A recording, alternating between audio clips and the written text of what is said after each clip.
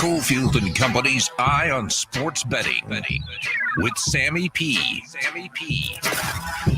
All right, let's get to it. Sam is up. What's up, buddy? Still alive in Survivor, pal. It's pretty amazing considering how the field has been decimated. I know. Nothing against left. you. Nothing against you. Say how many are left? 1,200. 1, 2, 2, 2. I know. Did you have the Packers this week? No, see, I realized that was going to be such a public side. Like, I was talking to a lot of people, and they're like, oh, yeah, the Packers are a free space. And it ended up being true. I went crazy bold. I went Cincinnati Thursday night. Ooh, interesting. Now, yeah, I don't know if you have them left, but I'll ask you this week. It's obvious who a lot of people are going to play if they still have them left. I mean, a lot of people might want to save them, but Buffalo is such an easy answer this week. Do you do that, or if you have them remaining, do you try to fade them again? I haven't really dug that deep into it yet. I'll tell you a team that I was thinking about. That's Minnesota at -7. I'm not really, to be honest with you, Adam, I'm not really worried about like what everybody's doing. That kind of contradicts what I just said. But I mean, like that Packer game was almost 50% of the pool. I don't think there will be a lot of people that will take Minnesota or Buffalo because I believe those two teams both play on Thanksgiving. So those will be teams that you'll want to save, but I don't need to save both, if that makes any sense. Like I can burn one and keep one. I'm just trying to survive in advance. Like I'm not worried about this like Merlin reversal, Derek Stevens, mumbo jumbo. Like I'm just trying to win and move on. I do like Minnesota, and I think Jacksonville's a solid leg too. But do I really want to put Jacksonville in Survivor? Probably not. At some point, you might have to go all the way to the end and play almost everyone, though. Yeah, I guess you're right. I tell you what, I'm not going to put is Kansas City against the Raiders. Ooh, what do you see in this game that might scare you away? I'm going to take 7 points. Like I'm going to take it for sure. I think that Las Vegas is sort of a sleeping spread giant, if you will. I think people are writing them off because it's clear they don't have an easy path to the postseason. But that offense is going to score on Kansas City. That secondary leaves a lot to be desired. I mean, they really had a good thing going when Tampa fumbled the opening kickoff, and that sort of set the tone for the game. But if you look at what Brady did, he just carved them up. I mean, he completed almost 80% of his passes for almost 400 yards, 3 touchdowns, had a rating of over 100. I mean, Kansas City can be had through the air, and that's going to be a spot where I know it's going to be ugly, and a lot of people won't want to take the points, but I will take 7 or higher with Las Vegas on Monday night. No doubt about it. You mentioned Brady on the other side. Is it a single Brady season? Do we factor that into our handicapping? You're asking the right person because I sat through this BS all day at work today with the Brady apologists at Nesson, and they were like, "Oh, Tom, this is what he needed." And I'm thinking to myself, well, I don't know that in a vacuum that's accurate, but I did see last night that Brady has really had a lot of success against this opponent. All time against Atlanta, Brady is 9-0. And that includes a Super Bowl win and cover. Somehow they covered that game. They were down 28-3. But Atlanta's 4-0 ATS, and I don't know that Atlanta's played anybody good yet. Like that, I mean, they've beaten a bunch of bums. I think they're fraudulent, if you will. I mean, they've beaten the Saints, the Seahawks, and the Browns. They did have a nice win at LA at the Rams, but this is a Brady scorched the earth spot. I don't know that I'm at, like, I had somebody in the office go, you got to bet Brady 40-1 MVP. I'm like, can you relax? Brady's hurt. I mean, his shoulder's banged up. His line stinks. He really has one wide receiver, and that's Mike Evans right now.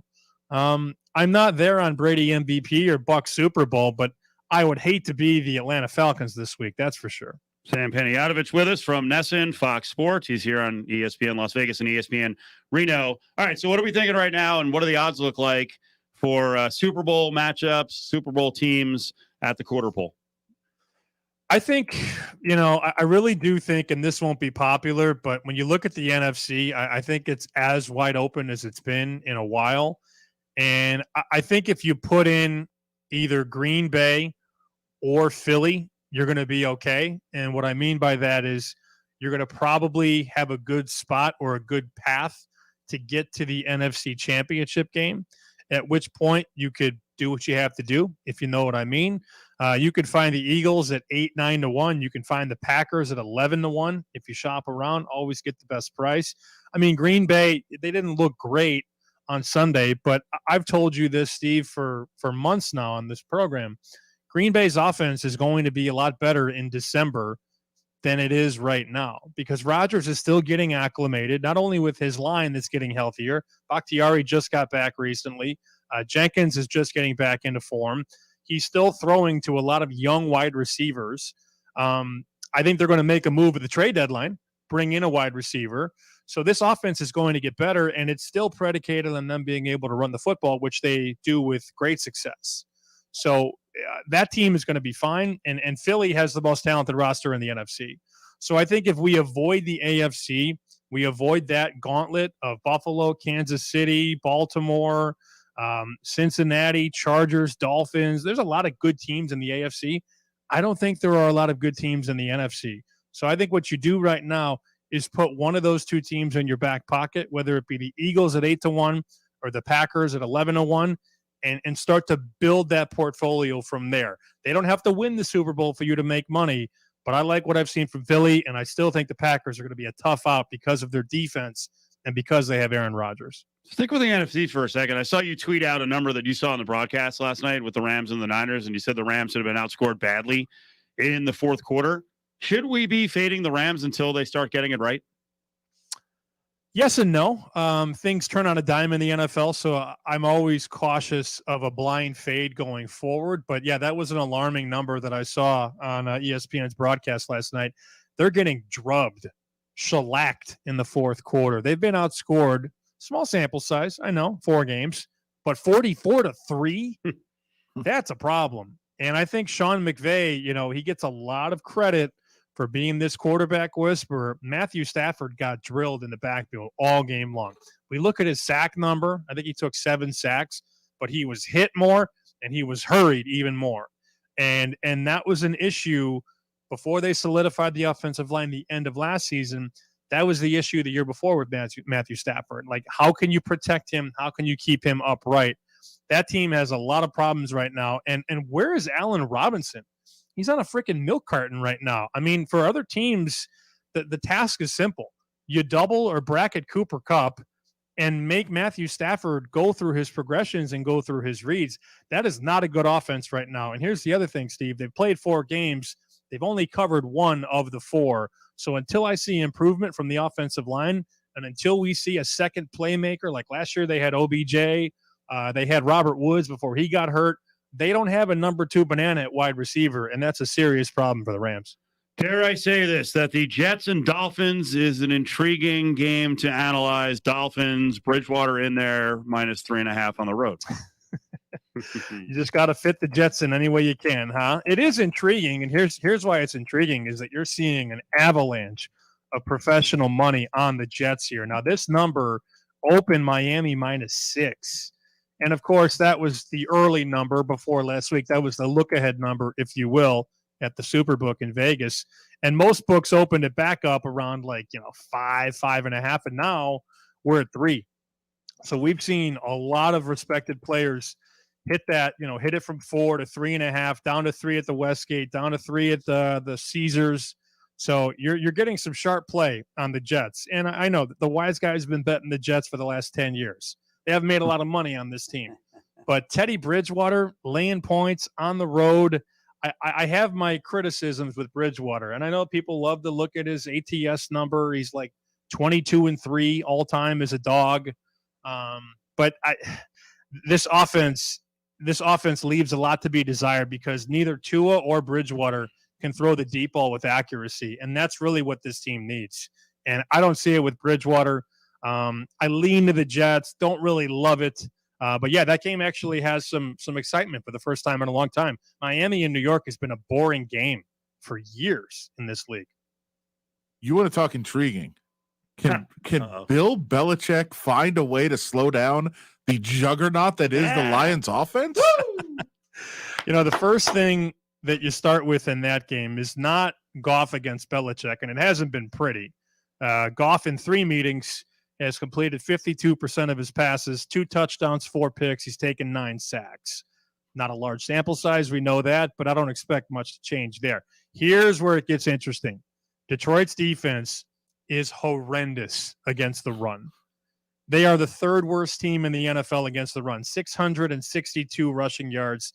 That's over 170 on the ground per game. The only two teams that are worse at stopping the run are the Bears and Texans, and those two teams blow. So what Belichick is going to do, boys, in this game, he is going to run and run and run and run, and they are going to just gash this very weak Detroit run defense and put the ball in Jared Goff's hands. And this is a game, honestly, you'll want to look at the injury report as we get closer to Sunday, because if Amon-Ra St. Brown and DeAndre Swift are out again, Belichick's going to take away Hawkinson, because he always takes away the other team's best weapon. If it's Belichick in the run game against Goff trailing, I would lay the 3 right now. I think it's a good spot. I don't care. I don't think there's a big drop-off between Jones and Hoyer and Zappi. Doesn't matter who's at quarterback, because they will run the ball at will against Detroit. Let's close out with a little bit of baseball. Is there some money to be made, or at least some action here with Aaron Judge in these last couple of games, trying to get off of 61 home runs? No, if you've been betting Aaron Judge to homer, you're probably living under a bridge right now. And the problem with that is that they have been, shaving the price. Like, I look up every night and he's 2-1 to homer. Yeah. And he has 1 homer in the last 12 games. You do the math. If you've been betting that, you're 1-11. And I don't think he's going to get it done. They play again tonight. They play tomorrow. I don't think he's going to get there, which makes this conversation, I know we don't have a lot of time, but if he doesn't reach that record, I mean, that could tear the Yankees down this year. I don't like, if they get there, I think they'll be fine if he gets there. But if he's stuck on 61, I think that's a weird team heading into the postseason. And I'd be looking to short the Yankees if Judge doesn't make it. A lot of pressure when you're trying to set the all-time Yankee home run record. Oh, yeah. When they're cutting in during the Wake Forest and Florida State game, the pressure just gets bigger and bigger, doesn't it? Last minute, maybe 45 seconds. World Series betting to try to get the matchup. Yeah, some books are doing this. I know MGM's doing it. A lot of the American books are doing it. There's a team in the American League that's very interesting, and that's the Cleveland Guardians, because they're the 3 seed. They get the 6. All 3 games are at home in Cleveland. They're going to be favored in all 3. And then they would face the aforementioned Yankees in the 2-3. Cleveland could easily beat the Yankees. I was looking at Dodgers and Guardians. Exact matchup at 30-1. It allows you to key in the Dodgers, my World Series champ, with a lesser team. If you move the Astros and Yankees out of the way, you can get Dodgers and Guardians at 30-1. And if Cleveland gets through New York, boys, you can hedge that, and you really can't lose. I think Dodgers and Cleveland is a great exacta at about 30-1. All right, good luck in the Survivor. Keep it going. All right, boys. See ya. There he is, Sam Panayotovich from Nesson. He's a longtime resident of Vegas, working for VSiN. Yeah, I wish I had jumped on the no every day on Aaron Judge. Because the yeses, as he said 200. No, there were some of them were down to plus 165, 175 on certain days. You've been listening to the Battleborn Sports Hour right here.